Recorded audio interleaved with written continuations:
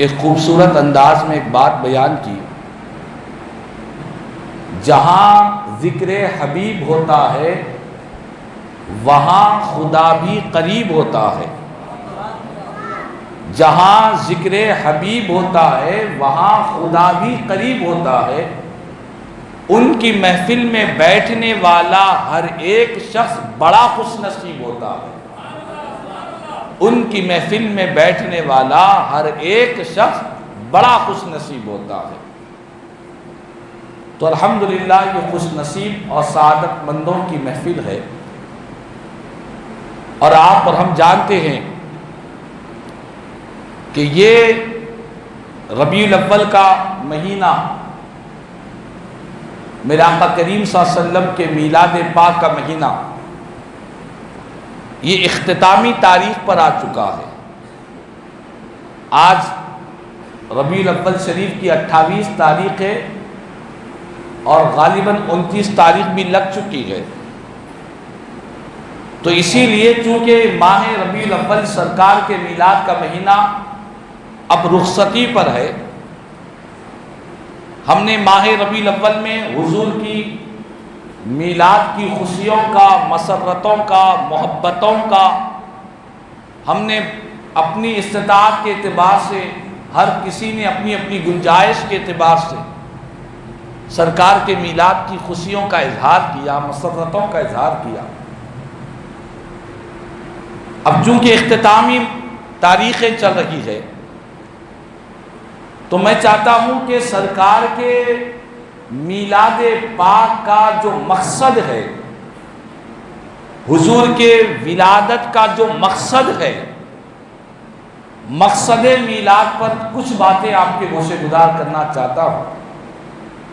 جو حضرات دور بیٹھے ہوئے ہیں ان سے گزارش ہے کہ تھوڑا قریب تشریف لا لیں تاکہ آپ حضرات کے نورانی چہروں کو دیکھتے ہوئے بیان کرنے میں مجھے لطف آئے گا۔ جو حضرات دور ہیں ان سے گزارش ہے کہ تھوڑا قریب تشریف لا لیں، سامنے کے حصے میں کافی جگہ ہے، بچے بھی ہیں الحمدللہ، تھوڑا قریب تشریف لا لیں، چونکہ آپ نے ابھی عاشق صادق کا ایک شعر سنا کہ جہاں ذکر حبیب ہوتا ہے وہاں خدا بھی قریب ہوتا ہے۔ تو جہاں خدا قریب ہو رہا ہے بندے کیوں دور بیٹھے؟ تو قریب بیٹھنے کی ہمیشہ کوشش کرنی چاہیے، اس کی برکتیں بھی اللہ پاک بہت کچھ ظاہر فرماتا ہے۔ تو یاد رکھ لیں رسول پاک علیہ السلام کے میلاد پاک کا مقصد کیا ہے، حضور اس دنیا میں تشریف کیوں لائے، میرے آقا کی ولادت کیوں ہوئی، حضور دنیا میں جلوہ گر کیوں ہوئے؟ تو سارے قرآن اور حدیث کا نچوڑ آپ کو سنا رہا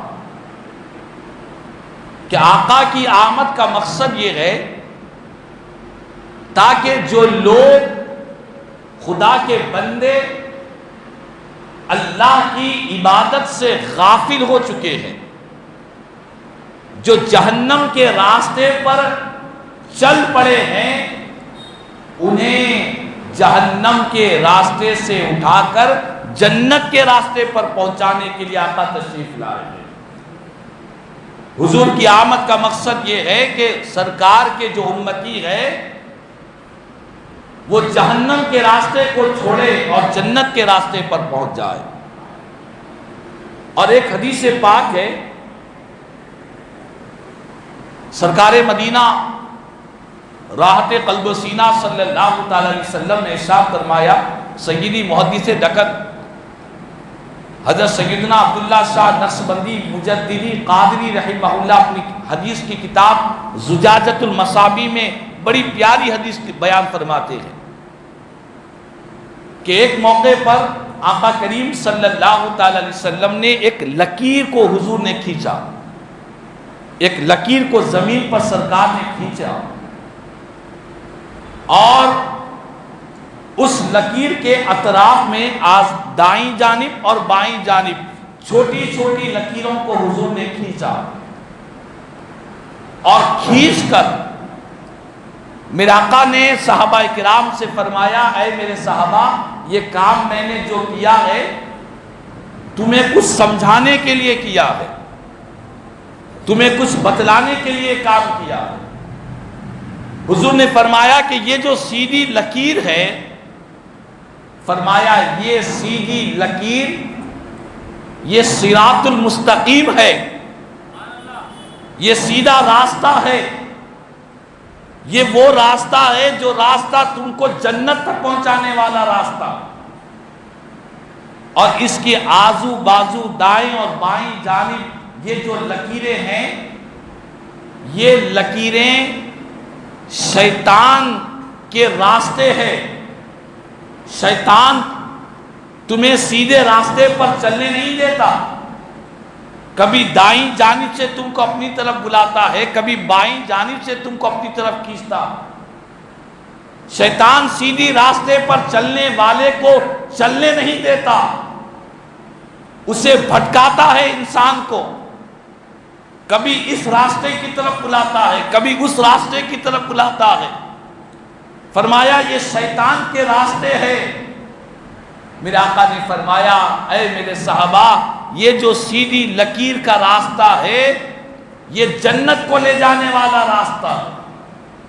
تم شیطان کے راستے پر نہ چلو جو تمہیں گمراہی کی طرف بلا رہا ہے، بھٹکا رہا ہے۔ حضور نے قرآن کی آیت پڑھی، قرآن میں اللہ پاک فرماتا ہے کہ اے پیارے حبیب آپ فرما دیجیے اپنی امت سے آپ کہہ دیجیے وَأَنَّ هَذَا صِرَاطِي مُسْتَقِيمًا فَاتَّبِعُوهُ، کہ اے خدا کے بندو یہ جو راستہ ہے، یہ راستہ اللہ پاک فرما رہا ہے کہ یہ میرا راستہ ہے، یہ جو سیدھا راستہ ہے یہ میرا راستہ ہے، لہٰذا اس راستے کی تم پیروی کرو، اس راستے پر چلو، شیطانی راستوں سے اپنے آپ کو بچاؤ۔ شیطان مختلف طریقوں سے انسان کو بھٹکا رہا ہے، شیطان انسان کو دنیا کی چمک اور دمک میں، دنیا کے حسن و جمال میں، دنیا کی عزت شہرت دولت کے لیے شیطان انسان کو گمراہ کر رہا ہے، غفلت میں ڈال رہا ہے، خدا کے بندوں کو خدا کی یاد سے، اللہ کے ذکر سے، رسول اللہ کی وفاداری سے روک رہا ہے۔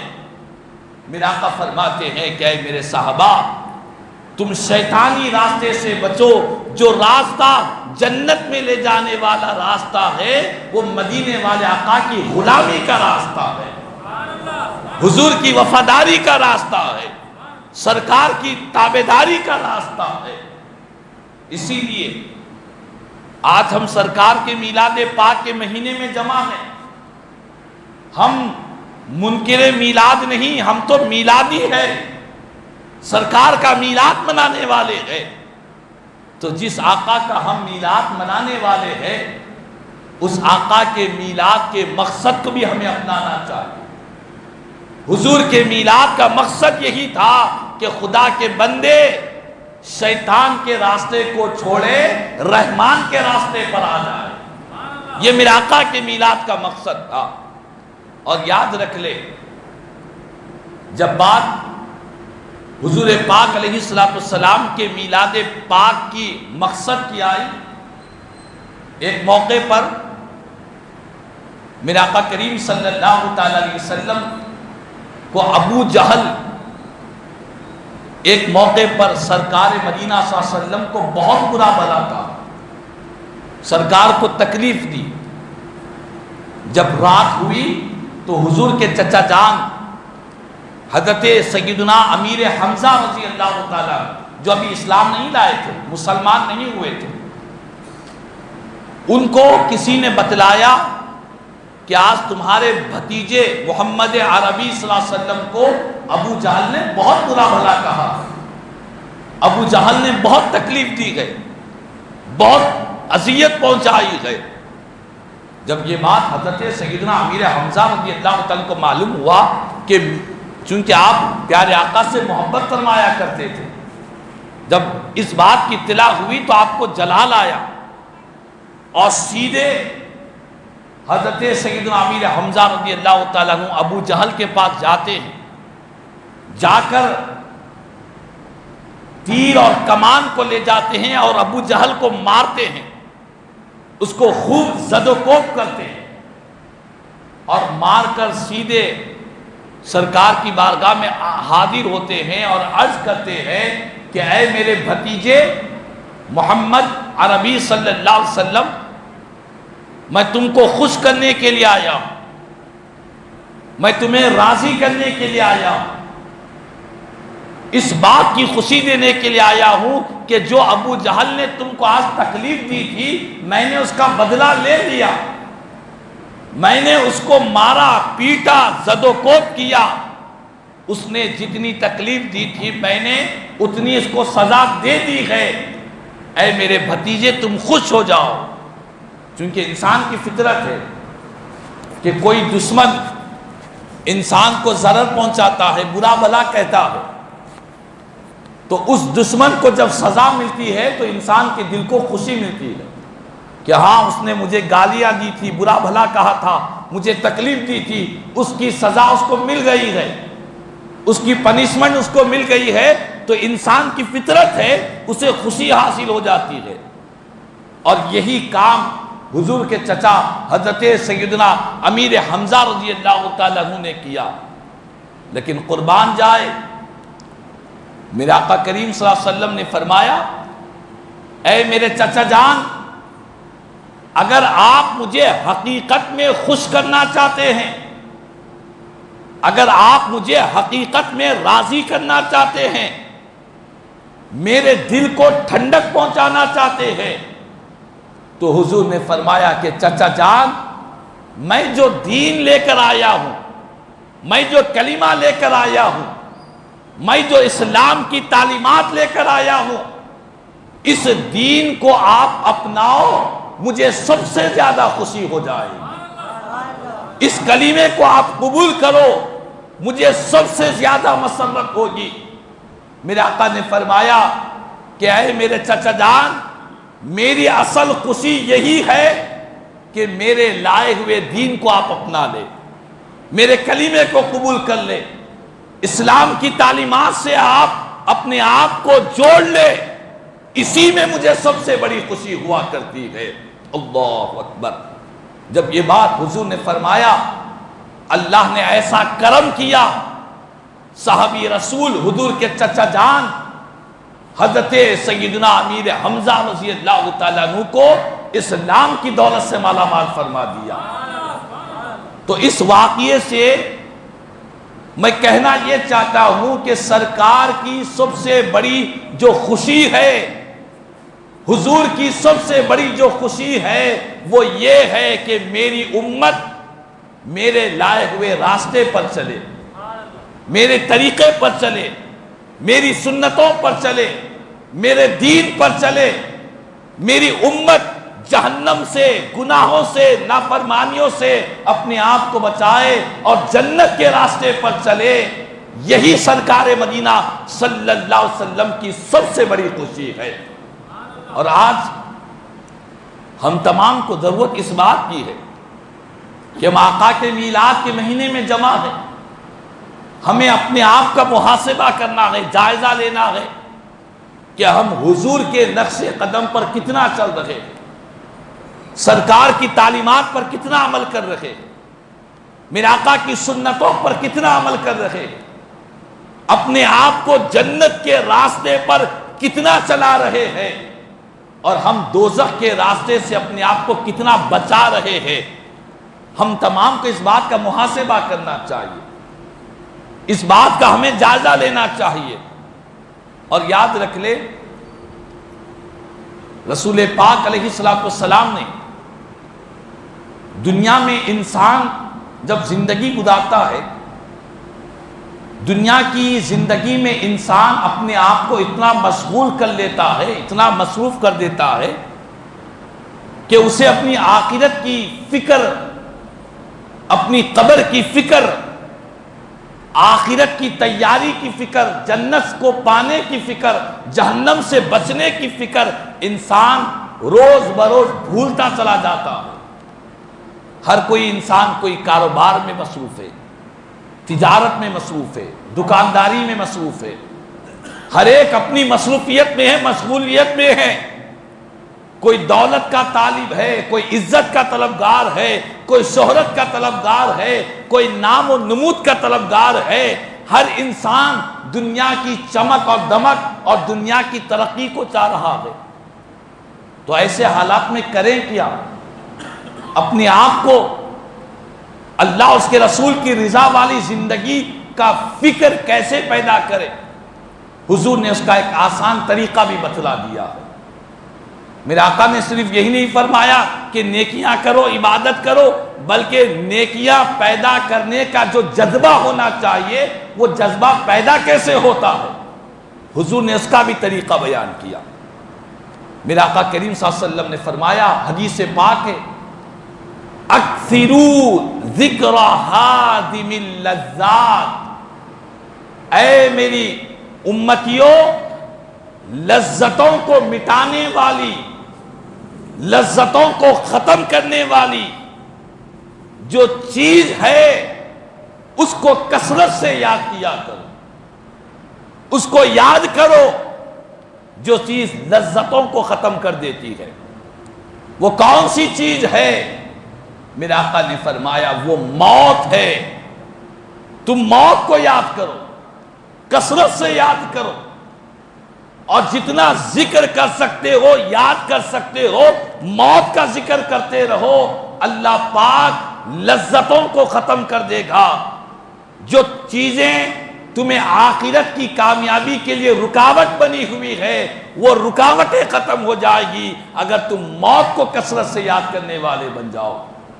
تو اسی لیے آپ ضرورت اس بات کی ہے، چونکہ یہ جلسہ اصلاح معاشرے کا جلسہ، یہ مسجد انتظامیہ اس اجتماع کو رکھنے کا مقصد یہ ہے کہ ہمارے معاشرے کی اصلاح ہو جائے، ہماری قوم شراب نوشی سے بچے، ماں باپ کی نافرمانی سے بچے، ہماری قوم سود خوری سے بچے، رشوت خوری سے بچے، ہماری قوم کے اندر فیشن پرستی ختم ہو جائے، قتل و غارت گیریاں ختم ہو جائے، ہماری قوم کے اندر خودکشی کے واقعات ختم ہو جائے، طلاق خلا کے جھگڑے ختم ہو جائے، جو ہمارے معاشرے کے اندر بگاڑ، فتنہ اور فساد پیدا ہوا ہے، یہ فتنہ اور فساد ختم ہو جائے۔ اسی مقصد کے لیے اس اجتماع کو منعقد کیا گیا۔ اس اجتماع کا مقصد کوئی ٹائم پاس کرنا نہیں ہے، وقت گزارنا نہیں ہے۔ یہ ہمارا جو اجتماع ہے یہ بے مقصد نہیں ہے، یہ بامقصد اجتماع ہے، اور یہاں کے ذمہ داران چاہتے ہیں کہ مسلمانوں کے اندر، ہمارے معاشرے اور سوسائٹی کے اندر جو کچھ بھی خرابیاں پیدا ہو رہی ہے ان خرابیوں کا خاتمہ ہو جائے۔ کیسے ختم ہوگا؟ جب ہمیں اپنی موت یاد رہے گی، موت پیش نظر رہے گی کہ ہمیں مرنا ضرور ہے، چاہے کچھ بھی کر لے مرنا ضروری ہے، چاہے تم حلال کماؤ یا حرام کماؤ، گناہوں میں زندگی گزارو یا نیکی میں زندگی گزارو، اللہ اس کے رسول کو راضی کرو یا ناراض کر زندگی گزارو، چاہے جو کرنا ہے کر لے، آخر موت ہے۔ انسان کو اپنی موت کی فکر، مرنے کا خیال، مرنے کی فکر انسان کے ذہن اور دل و دماغ میں مضبوطی سے بیٹھ جائے گا، یقین جانے وہ انسان دنیا کی لذتوں میں اپنے وقت کو برباد نہیں کرے گا، اپنے اوقات کو ضائع نہیں کرے گا۔ جس کی نگاہوں میں موت پیش نظر ہوتی ہے وہ دنیا کی غفلت اور لاپرواہی والی زندگی سے اپنے آپ کو بچائے گا۔ تو ضرورت اس بات کی ہے کہ آج ہم تمام کو اپنی موت کو یاد کرنا چاہیے۔ ابھی کچھ دیر پہلے کی بات ہے، نماز مغرب سے پہلے مجھے اپنے کسی رشتہ دار نے ایک فوٹو بھیجی کہ فلاں مقام کے ایک کونسلر صاحب، ایریا کے کارپوریٹر تھے، مسلمان ہی ہیں، مجھے نام یاد نہیں، ان کا بھی کچھ دیر پہلے انتقال ہو چکا ہے۔ انا للہ و انا الیہ راجعون۔ ابھی کیئر ہاسپٹل نامپلی میں ہے، وہاں سے میت کو لا رہے، کونسلر تھے، بڑے مال و دولت والے بھی تھے، انہوں نے بڑی خدمتیں بھی کی ہے، زیادہ عمر کے نہیں ہیں، کوئی ضعیف العمر 70-80 سال کے نہیں ہے، 50 سال کے آس پاس کے ہو گئے۔ تو کہنے کا مقصد یہ ہے کہ انسان کو یہ جو موت کی خبریں آ رہی ہے، ہمیں یہ پیغام دے رہی ہے کہ خدا کے بندو، تم موت سے غافل ہو، تم سمجھ رہے ہو کہ موت بہت اوپر ہے، لیکن موت تو تمہاری گردن کے پاس کھڑی ہوئی ہے، تمہیں اس بات کی اطلاع نہیں ہے، تمہیں اس بات کی خبر نہیں ہے۔ انسان سمجھتا ہے کہ موت بہت دور ہے، فرمائے کہ نہیں، موت تو تمہارے بازو کھڑی ہوئی ہے، کبھی بھی کسی بھی وقت تمہیں گلے سے لگا سکتی ہے، تم سے ملاقات کر سکتی ہے۔ تو آج ہم تمام کو چاہیے کہ اپنی موت کو یاد کریں۔ اپنے آپ کو جب موت کو یاد کریں گے، یہ دنیا کی چمک دمک کچھ ہم کو اللہ اس کے رسول کے ذکر سے غافل نہیں کریں گے۔ قرآن کریم میں اللہ پاک فرماتا ہے کہ خدا کے کچھ ایسے بندے ہیں جو تجارت بھی کرتے ہیں، خرید و فروخت بھی کرتے ہیں، بزنس بھی کرتے ہیں، لیکن اس کے باوجود ان کی تجارت، ان کی خرید و فروخت، ان کا بزنس انہیں اللہ کے ذکر سے نہیں روکتا ہے، انہیں نماز پڑھنے سے نہیں روکتا ہے، زکوٰۃ ادا کرنے سے نہیں روکتا ہے، اللہ کے حشر کے میدان کے خوف سے نہیں روکتا ہے۔ کیوں؟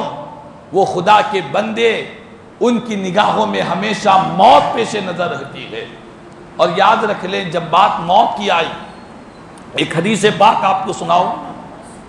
میرے آقا کریم صلی اللہ علیہ وسلم نے ارشاد فرمایا، حضور فرماتے ہیں، سرکار مدینہ صلی اللہ علیہ وسلم کا فرمان ہے کہ الکیس من دان نفسہ وعمل لما بعد الموت۔ حضور کے حدیث پاک ہے، میرے آقا فرماتے ہیں کہ ہوشیار انسان، سمجھدار انسان، عقل مند انسان کون ہے؟ میرے آقا فرماتے ہیں عقل مند آدمی وہ ہے جس نے دنیا میں اپنے نفس کو قابو میں رکھا، کنٹرول میں رکھا نفس کو، اور دنیا میں وہ کام کیا جو مرنے کے بعد اسے فائدہ پہنچانے والے ہیں، جو موت کے بعد اسے نفع دینے والے ہیں۔ یہ انسان، میرے آقا فرما رہے ہیں، نبیوں کے سلطان فرما رہے ہیں، یہی سب سے زیادہ عقل مند انسان ہے۔ ہماری نگاہوں میں عقل مند کون ہے؟ ہماری نگاہوں میں عقل مند انسان وہ ہے جس کی بہت بڑی عمارت ہو، جو بہت دولت مند ہو، معاشرے میں، خاندان میں، محلے میں، رشتہ داروں میں جس کا بہت چرچا ہو رہا ہو، جس کی بہت عزت ہو۔ ہم سمجھتے ہیں کہ سوسائٹی میں جس نے عزت کمایا، دولت کمایا، شہرت کمایا، وہ سب سے زیادہ عقل مند۔ یہ ہمارا خیال ہے، یہ ہمارا گمان ہے۔ یقین جانے ہمارا خیال 1000 بار غلط ہو سکتا ہے، لیکن نبیوں کے سلطان کا جو فرمان ہے، کائنات بدل سکتی ہے، مصطفیٰ کا فرمان غلط نہیں ہو سکتا ہے، نبیوں کے تاجدار کا فرمان غلط نہیں ہو سکتا ہے۔ کیوں نہیں ہو سکتا؟ اسی لیے غلط نہیں ہو سکتا کہ قرآن کہہ رہا ہے وَمَا يَنْتِقُ عَنِ الْهَوَىٰ إِنْ هُوَ إِلَّا وَحْيٌ يُوحَىٰ، کہ لوگوں، میرے مصطفیٰ اپنی خواہش سے کچھ نہیں کہتے، وہ جو کہتے ہیں اللہ کی وحی ہوا کرتی ہے، جو مصطفیٰ کی زبان سے جاری ہوا کرتی ہے۔ وہ آقا کی شان ہے، وہ نبیوں کے سلطان فرما رہے ہیں کہ اے میرے امتیوں، عقل مندی نہ دولت میں ہے، نہ عزت میں ہے، نہ شہرت میں ہے، نہ مقام میں ہے، نہ مرتبے میں ہے، نہ منصب میں ہے۔ یہ سب چیزیں سب فنا ہونے والی ہے۔ یہ ساری چیزیں کافر کے پاس بھی ہے، مشرکین کے پاس بھی ہے، تم سے بڑی بڑی عمارتیں ان کے پاس میں ہیں، تم سے زیادہ اقتدار اور سلطنت اور بادشاہت تم سے زیادہ ان کے پاس میں ہے۔ یہ کوئی عقل مندی نہیں ہے۔ عقل مندی یہ ہے کہ انسان اپنے نفس کو کنٹرول میں کرے، نفس کو قابو میں رکھے۔ انسان کا نفس چاہ رہا ہے کہ کوئی فلم دیکھے، کوئی پکنک کو جائے، کوئی بے حیائی کا کام کرے۔ انسان کا نفس چاہ رہا ہے کہ کوئی شراب نوشی کرے۔ انسان کا نفس چاہ رہا ہے کہ کوئی غلط منظر دیکھے۔ اس نفس کو کنٹرول میں کرے، قابو میں رکھے اور نفس کو دبائے، نفس کو کچلے، نفسانی خواہشات کو کنٹرول میں رکھے اور زندگی میں وہ کام کرے جو مرنے کے بعد انسان کو نفع دینے والے ہیں۔ مرنے کے بعد کیا چیزیں نفع دینے والی ہے؟ کیا جو مال ہم نے کما کر رکھا ہے، جو دولت، جو عزت، جو شہرت ہم نے جو حاصل کیا ہے، کیا یہ دنیا کی چیزیں مرنے کے بعد فائدہ دے گی؟ نہیں۔ مرنے کے بعد اگر کوئی چیز فائدہ دے گی، آمنہ کے لال کی غلامی ہمیں نفع دے گی، نبیوں کے سلطان کی وفاداری ہمیں فائدہ پہنچائے گی۔ ہم جو مسجد میں بیٹھے ہیں، اللہ اس کے رسول کا ذکر کر رہے ہیں، خدا کی عزت کی قسم مرنے کے بعد یہ چیزیں ہم کو فائدہ پہنچائے گی۔ ہم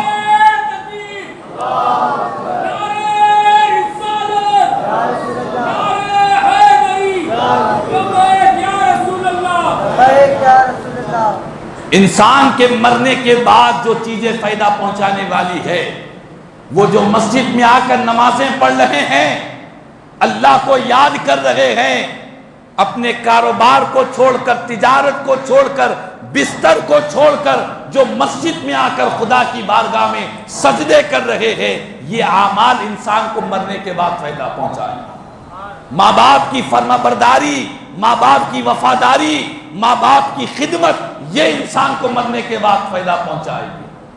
خدا کی مخلوق کی خدمت کرنا، غریبوں، کمزوروں، محتاجوں کی مدد کرنا، یہ چیزیں انسان کو مرنے کے بعد فائدہ پہنچانے والی ہے۔ مرنے کے بعد جو چیزیں پہنچانے والی ہے وہ اللہ کا ذکر ہے، نبی پر درود و سلام ہے۔ زندگی کا جو عمل ہم نے اللہ اس کے رسول کو راضی کرنے کے لیے کیا ہے، وہ اعمال ہمیں مرنے کے بعد فائدہ پہنچائیں گے۔ اور حضور فرماتے ہیں یہی انسان عقل مند ہے، یہی انسان ہوشیار ہے۔ تم ان کو بیوقوف نہ سمجھو جو مسجدوں میں آ کر نمازیں پڑھ رہے ہیں، تم ان کو ناکارہ نہ سمجھو کہ یہ مسجد میں بیٹھے ہیں، ان کو کوئی کام کاج نہیں ہے، یہ نمازوں کو آتے ہیں جاتے ہیں، یہ کوئی بیوقوف لوگ نہیں ہیں، یہ سب سے زیادہ عقل مند لوگ ہیں جن کا تعلق اللہ کے گھر سے، مسجد سے جڑا ہوا ہے، جن کی زندگی رسول پاک کی غلامی میں گزر رہی ہے، جو اپنی زندگی حضور کی سنتوں پر چلا رہے ہیں، یہ بہت بڑے فائدے والے لوگ ہیں، یہ فائدہ دینے والے، فائدہ حاصل کرنے والے عقل مند لوگ ہیں۔ اسی لیے آج ہم سرکار کے میلاد کے مہینے میں عاشقان مصطفیٰ صلی اللہ علیہ وسلم، جنہوں نے دنیا کے کونے کونے میں میرے آقا کے میلاد کی خوشیوں کا اہتمام کیا، جھنڈیاں لگائی، روشنیاں لگائے، لوگوں کو کھانا کھلائے، غریبوں کی خدمت کی ہے، دنیا بھر میں سرکار کا جو ہم میلاد منائے ہیں، ہم تمام اپنے میلادی بھائیوں سے کہتے ہیں کہ اے میلادی بھائیوں، میلاد کی خوشی کا اظہار تو کیا، لیکن مقصد میلاد کو بھی اپنائے۔ اپنے آپ کو سرکار کے میلاد کی خوشی ایک مہینے تک محدود نہ رکھے، سرکار کے میلاد کی خوشی کو صرف جھنڈیوں تک محدود نہ رکھے، حضور کے میلاد کی خوشیاں صرف لائٹنگوں تک محدود نہ رکھے، بلکہ ایک عشق رسول کا جھنڈا اپنے سینے کے اندر بھی گاڑ لے، ایک محبت رسول کا چراغ اپنے سینے میں بھی پیدا کر لے، پھر دیکھے اپنی زندگیوں کے اندر انقلاب پیدا کرے، زندگی کی سوچ و فکر کو تبدیل کرے۔ ہم دنیا میں آئے ہیں، ہمارے آنے کا مقصد اللہ کی عبادت ہے، مصطفیٰ کی وفاداری ہے، یہی ہماری زندگی کا مقصد ہے۔ زندگی آمد برائے بندگی، زندگی بے بندگی شرمندگی، کہ زندگی آئی ہے اللہ کی بندگی کے لیے آئی ہے، مصطفیٰ کی وفاداری کے لیے آئی ہے۔ جس زندگی میں بندگی نہ ہو، حضور کی غلامی نہ ہو، وہ زندگی زندگی نہیں، وہ تو شرمندگی ہے۔ ایک نہ ایک دن شرمندگی انسان کو اٹھانی پڑے گی۔ تو بہرحال قرآن مجید میں اللہ پاک فرماتا ہے فَمَنْ زُحْزِحَ عَنِ النَّارِ وَأُدْخِلَ الْجَنَّةَ فَقَدْ فَازَ۔ قرآن کی آیت ہے، اللہ کا کلام سنا رہا۔ میرے آقا کریم صلی اللہ علیہ وسلم پر اللہ نے جو قرآن کو نازل کیا، وہ قرآن کہہ رہا ہے کہ جس انسان کو جہنم کی آگ سے دور کر دیا گیا، جہنم کی آگ سے جس کو بچا دیا گیا اور جس کو جنت میں داخل کر دیا گیا، حقیقت میں وہی انسان کامیاب ہو گیا۔ کامیابی اصل قرآن اسے کہہ رہا ہے کہ جو جہنم سے بچ جائے، جو جنت میں چلے جائے، حقیقت میں وہی کامیابی حاصل کر چکا ہے۔ یہ میں نہیں کہہ رہا ہوں، نہ ہمارے آبا و اجداد نے کہا، بلکہ خالق کا کلام قرآن ہم کو کہہ رہا ہے۔ اللہ کا کلام ہم کو کہہ رہا ہے کہ لوگوں جہنم کی آگ سے خود کو بھی بچاؤ، اپنی آل اولاد کو بھی جہنم کی آگ سے بچاؤ۔ لیکن آج بڑے افسوس کے ساتھ، بڑی شرم کے ساتھ کہنی پڑتی ہے، آج ہمارا معاشرہ دین سے دور ہوتا چلا جا رہا۔ آج ہماری مسجدوں میں دیکھ لیں، ہم حضور کا میلاد تو یقیناً منائے ہیں، منا رہے ہیں، قیامت تک مناتے رہیں گے، لیکن آقا کے میلاد منانے والے اللہ کی عبادت سے دور ہے، مسجدوں سے دور ہے۔ ہم کیسے میلادی ہے؟ جو میلادی ہوتا ہے وہ بہت بڑا نمازی بھی ہوتا ہے۔ ہم نیاز والے بھی ہیں، ہم نماز والے بھی ہیں۔ ہمارے بزرگوں نے نیاز کا بھی اہتمام کیا، نماز کا بھی اہتمام کیا ہے، لیکن ہم نے نیاز کو پکڑ لیا، نماز کو چھوڑ دیا۔ آپ دیکھ لیں جتنے بزرگان دین کے آستانوں پہ جائیں، کوئی ایک آستانہ بغیر نماز کے، بغیر مسجد کے آپ کو نظر نہیں آئے گا۔ ہندوستان کی سب سے بڑی جو بارگاہ ہے وہ عطائے رسول خواجہ خواجگاہ سلطان الہند حضرت سیدنا خواجہ معین الدین چشتی میرے غریب نواز کا آستانہ ہے۔ میرے غریب نواز کے آستانے میں کیا ہے؟ ایک نہیں بلکہ 4 یا 5 مسجدیں بنی ہوئی ہیں۔ ایک طرف شاہجہانی مسجد، دوسری طرف اکبری مسجد، تیسری طرف اولیاء مسجد، چوتھی طرف اور ایک مسجد۔ 4 مسجدیں ہیں غریب نواز کے آستانے پر۔ جو بھی بارگاہ غریب نواز میں آتا ہے، اگر ایک مسجد میں جماعت نہ ملی تو دوسری مسجد میں جماعت ملتی ہے، دوسرے میں نہیں ملی تو تیسری میں جماعت ملتی ہے۔ یہ اللہ والوں نے ہم کو پیغام دیا ہے، یہ بزرگوں نے ہم کو پیغام دیا ہے کہ اے خدا کے بندو، نیاز سے بھی رشتہ جوڑو، نماز سے بھی رشتہ جوڑو، میلادی بھی بنو، نمازی بھی بن کر زندگی گزارو۔ تو بہرحال باتیں تو بہت ہیں، وقت کے دامن میں اتنی وسعت نہیں کہ اور کچھ باتیں بیان کروں۔ عقل مندی اسی میں ہے کہ میرا آقا فرماتے ہیں عقل مند انسان وہ ہے جس نے اپنے نفس کو قابو میں رکھا اور وہ کام کرا جو مرنے کے بعد اسے فائدہ پہنچانے والے ہیں۔ اور اس کے بعد حضور نے فرمایا بے وقوف، عاجز، کمزور کون انسان ہے؟ حضور فرماتے ہیں کہ کمزور، بے وقوف، عاجز انسان وہ ہے جو اپنے نفس کی خواہشات کے پیچھے پڑا رہا، جو نفس کا غلام بن کر زندگی گزارا، جو من چاہی زندگی گزارتا رہا، پھر اس کے بعد اللہ سے امیدیں کرتا رہا، اللہ سے آرزویں کرتا رہا کہ اللہ میں مرتے ہی مجھے جنت میں داخل کر دے گا۔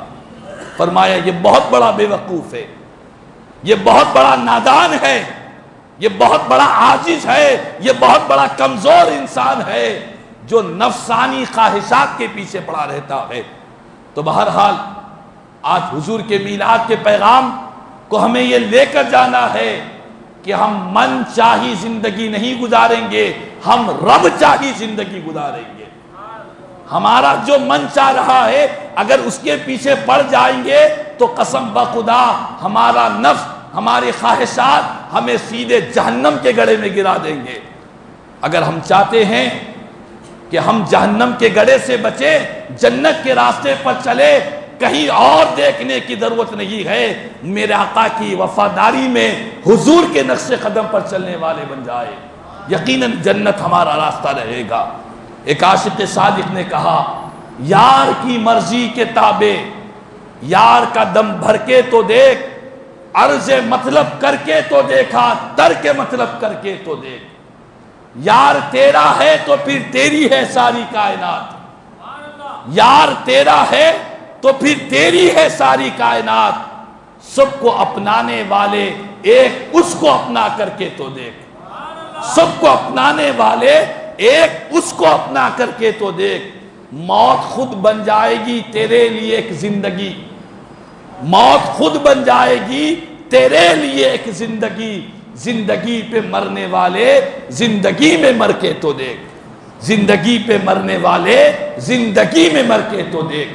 تو بہرحال خلاصہ کلام یہ ہے کہ ضرورت اس بات کی ہے کہ ان اجتماعات کے ذریعے ہم تمام کو اس سے بھرپور استفادہ کرنا چاہیے۔ ایسے مواقع، ایسے حالات ہر مسجد میں نہیں ہوتے، کئی مسجدیں بنی ہوئی ہیں لیکن بہت کم ایسے مساجد ہے جہاں کے ذمہ داران کو، منتظمین کو، اہلیان محلہ کو اس بات کا احساس ہے کہ ہمارے معاشرے کی اصلاح ہونی چاہیے۔ تو اس اجتماع کو غنیمت جانے، یہ ماہانہ اجتماع ہے، تو الحمدللہ علماء کرام کے خطابات رہیں گے، آپ ضرور بضرور شرکت کریں۔ اللہ پاک سے دعا کرتے ہیں کہ اللہ پاک ہمارے اس محنت کو اور اس اجتماع کو اپنی بارگاہ میں شرف قبولیت عطا فرمائے۔ جو کچھ بھی باتیں یہاں کہی گئی مولا، کہنے سننے سے زیادہ مجھے اور ہم تمام کو عمل کی توفیق عطا فرما۔ مولا تعالیٰ تو اپنے فضل و کرم سے اس مبارک محفل کی برکت سے مولا تعالیٰ جتنے ہمارے بزرگ حضرات، عمر رسیدہ حضرات، نوجوان، بچے، بڑے، جو حضرات یہاں پر شریک اللہ، سب کو ہمیں مدینے والے آقا کی غلامی والی زندگی نصیب فرما، حضور کی وفاداری والی زندگی نصیب فرما۔